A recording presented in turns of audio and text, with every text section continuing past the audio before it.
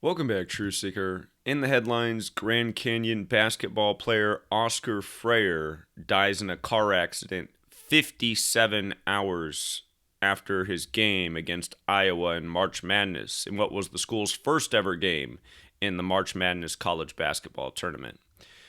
And if you read the article, they say he died along with his girlfriend and his sister. And what's interesting is they say that early Tuesday morning, which was March 23rd, they crashed into a California highway patrol car, and then after crashing into that, struck a tree and caught fire.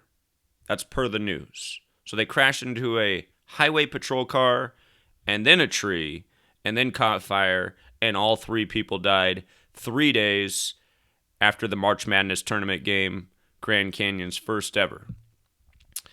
Now, if you read down a little bit further, it says only 57 hours before his crash, Frayer was playing number 2 seed Iowa. So they specify 57 hours. Very specific.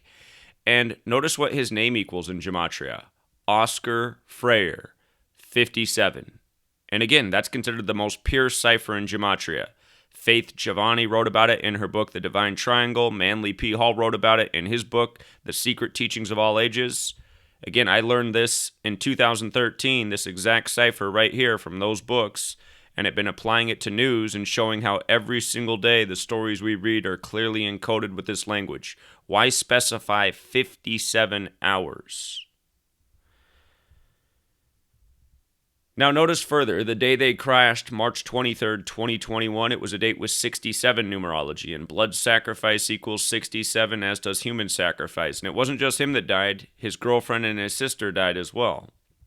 And the name of the Grand Canyon football team, or not football team, but the nickname of the college is the Lopes. So basketball team, football team if they got one. But Lopes is 67 when you just use the most simple cipher, which Manly P. Hall also writes about. A is 1, B is 2, C is 3, up to Z, the 26 letters, 26. The way you get that is L is the 12th letter with the alphabetic order, O is the 15th, P is the 16th, E is the 5th, S is the 19th. If you add those letters up, it's 67. Now notice when you run the alphabetic order in reverse with the rules of numerology, Lopes is also 23. He was 23 years old, and this crash was on the 23rd of March. So the Lopes player dies along with his girlfriend and sister, in what's clearly a ritual. Also, don't overlook what's right in front of everyone's face, that he wore the number 4. Of course, in Mandarin Chinese and in Japanese, you pronounce the number 4 the same way you pronounce the word death, and the number 4 is associated with death in Eastern cultures because of that. We are reading Manly P. Hall's book about the meaning of numbers, and he also associates how 4 represents the tomb, so also related to death. And if you read the article, you'll also see that it says his father died in a car crash years ago. Notice the surname Frayer has that Gematria 73 like sacrifice. This year, the March Madness bracket was put out on March 14th, Pi Day, the 73rd day of the year. Keep in mind, 73 is also the 21st prime number because he's dead in 2021. And we said, in the world of suspicious death, there'll be a lot of 73 this year. There absolutely has been. And there were a lot of deaths on March 23rd, 2021 as well, the 67 date, which we just covered. So RIP to this young man, his girlfriend, his sister. Again, 3 people dead 3 days after the tournament. And year after year, there's stories like this. There are always suspicious deaths with major sporting events, major award ceremonies. It is clockwork. And more people need to recognize what's really going on. Again, the hallmarks are the specific numbers. You know, the fact they have to say that 57 hours after the game, the crash came.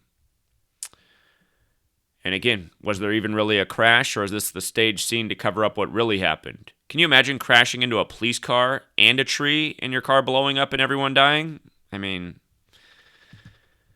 don't forget the song Murder by Numbers was recorded by the Police in 1983, and the word murder's 83. Look up the lyrics to the song Murder by Numbers by the Police. And also, if you get a moment, please look into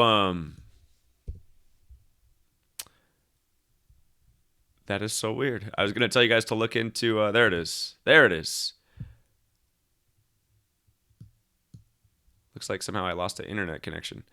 But I was going to say, look into the latest Supreme Court case going on, you guys. There is a case where the Supreme Court's going to rule on if police have the right to enter people's homes and take their guns without a warrant. The Biden administration wants this.